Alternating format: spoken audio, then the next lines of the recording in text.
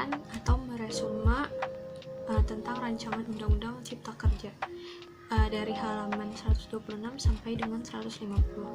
Sebelum itu, saya akan menjelaskan tentang apa itu latar belakang Omnibus Law, tujuan, dan manfaat Omnibus Law.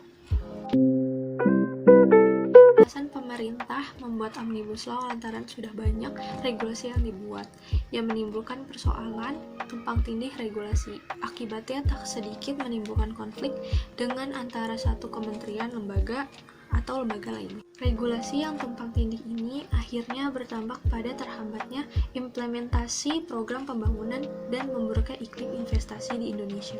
Bersama dengan itu, tantangan era ekosistem masyarakat digital juga semakin berkembang. Berdasarkan hal ini, maka jalan satu-satunya adalah menyederhanakan dan sekaligus menyeragamkan regulasi secara cepat ialah melalui skema Omnibus Law. Yang pertama, menghilangkan tumpang tindih antar peraturan perundang-undangan. Yang kedua, efisiensi perubahan atau pencabutan perundang-undangan diyakini akan menghemat energi pemerintah, baik sisi administrasi dan juga politik. Yang ketiga adalah menghilangkan ego sektoral yang terkandung dalam berbagai peraturan perundang-undangan.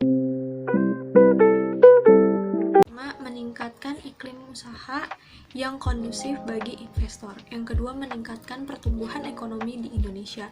Yang ketiga, meningkatkan kepastian hukum dan mendorong minat warga negara asing untuk bekerja di Indonesia yang dapat mendorong alih keahlian dan pengetahuan bagi kualitas sumber daya manusia di Indonesia.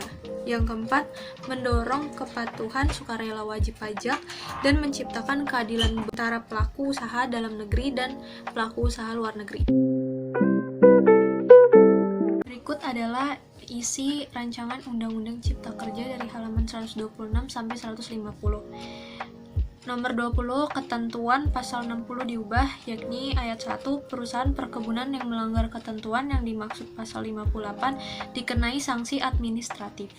Ayat 2, sanksi administratif berupa A. Denda, B. Pemberhentian sementara dari kegiatan usaha perkebunan dan atau pencabutan perizinan berusaha lebih lanjut.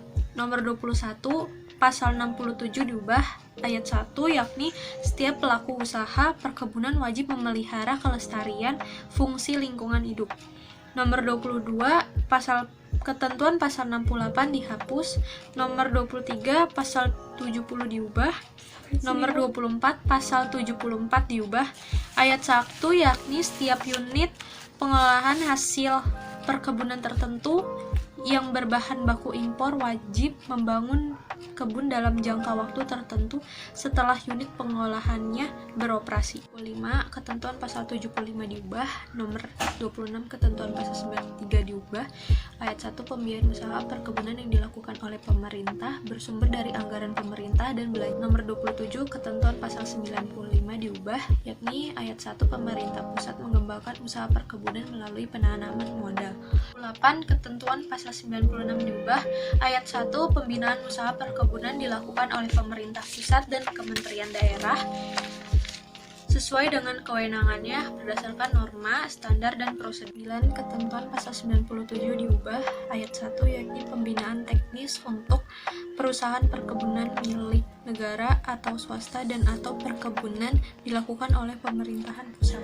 30. Ketentuan pasal 99 diubah, ayat 1, pengawasan sebagaimana dimaksud pada pasal 98 dilakukan melalui pemeriksaan terhadap proses dan hasil perkebunan. Nomor 31, ketentuan pasal 103 diubah, yakni setiap pejabat yang menerbitkan perizinan berusaha terkait perkebunan di atas tanah hak ulayat masyarakat hukum adat sebagaimana dimaksud dalam pasal 17 ayat 1 dipidana dengan penjara paling lama 5 tahun atau denda paling banyak 5 miliar rupiah. Nomor 32, ketentuan pasal 105 dihapus. Nomor 33, ketentuan pasal 109 dihapus. Pasal 30, ketentuan pasal 11 diubah, ayat 1, yakni permohonan aktiviti diajukan kepada kantor PVT secara tertulis dengan berbahasa Indonesia dengan biaya sesuai dengan ketentuan peraturan perundang-undangan di bidang penerimaan negara bukan pajak. Nomor 2, pasal 29 diubah. Nomor 3, pasal 40 diubah. Ayat 1, activity dapat beralih karena A. Pewarisan, B. Hibah, C. Wasiat, D. Perjanjian dalam bentuk akta notaris atau sebab lain yang dibenarkan oleh undang-undang. Nomor 4, ketentuan pasal 43 diubah.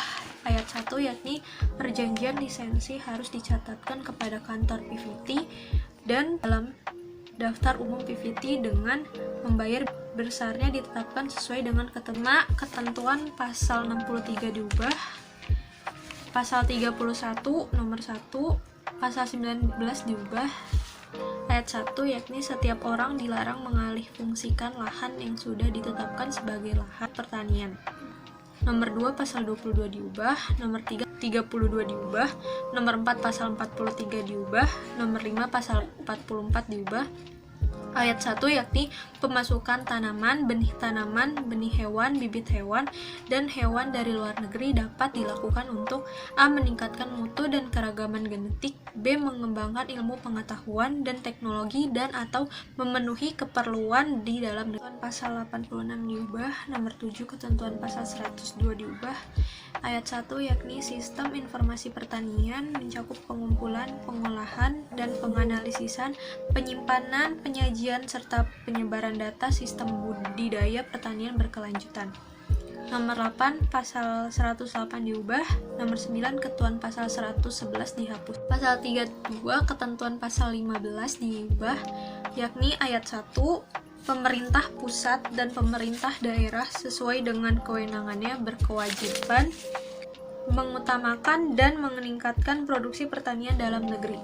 Selanjutnya nomor 2, pasal 30 diubah. Nomor 3, pasal 101 dihapus. Pasal 33 nomor 1, ketentuan pasal 15 diubah, yakni ayat 1, pelaku usaha wajib mengutamakan pemanfaatan sumber daya manusia dalam negeri. Nomor 2, ketentuan pasal 33 diubah. Nomor 3, ketentuan pasal 35 diubah.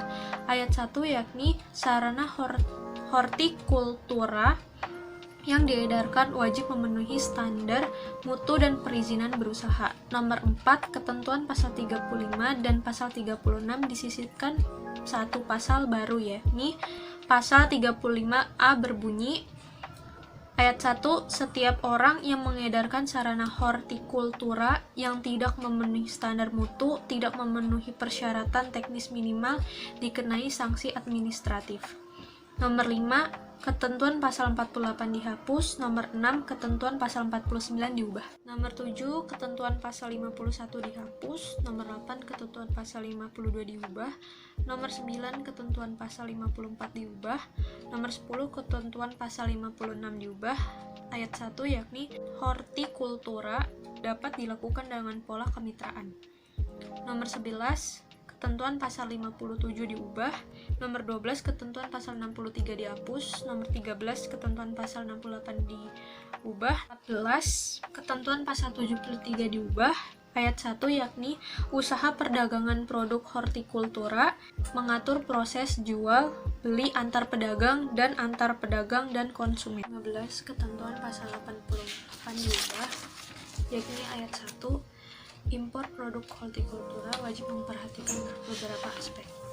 Yang A, keamanan pangan produk hortikultura. B, persyaratan kemasan dan pelabelan. C, standar mutu. Dan D, ketentuan keamanan. Nomor 16, ketentuan pasal 90 diubah. Nomor 17, ketentuan pasal 92 diubah. Nomor 18, ketentuan pasal 100 diubah. Ayat 1, pemerintah pusat mendorong penanaman modal dalam usaha hortikultura. Nomor 19, ketentuan pasal 101 diubah. Nomor 20, ketentuan pasal 102 diubah. Nomor 21, ketentuan pasal 126 diubah. Nomor 22, ketentuan pasal 131 dihapus. Pasal 34, nomor 1, ketentuan pasal 6 diubah. Ayat 1, lahan yang telah ditetapkan sebagai kawasan penggembalaan umum harus dipertahankan keberadaan dan kemanfaatannya. Nomor 2, ketentuan pasal 13 diubah. Nomor 3, ketentuan pasal 15 diubah. Nomor 14, ketentuan pasal 16 diubah. Nomor 5, ketentuan pasal 22 diubah. Ayat 1, setiap orang yang memproduksi pakan dan atau bahan pakan untuk diedarkan secara komersial wajib memenuhi perizinan berusaha dari pemerintah pusat. Nomor 6, ketentuan pasal 29 diubah. Ayat 1, budidaya ternak hanya dapat dilakukan oleh peternak, perusahaan peternakan, serta pihak tertentu untuk kepentingan khusus. Nomor 7, ketentuan pasal 30 diubah. Nomor 8, ketentuan pasal 36B diubah. Nomor 9, pasal 36C diubah. Nomor 10, ketentuan pasal 37 diubah.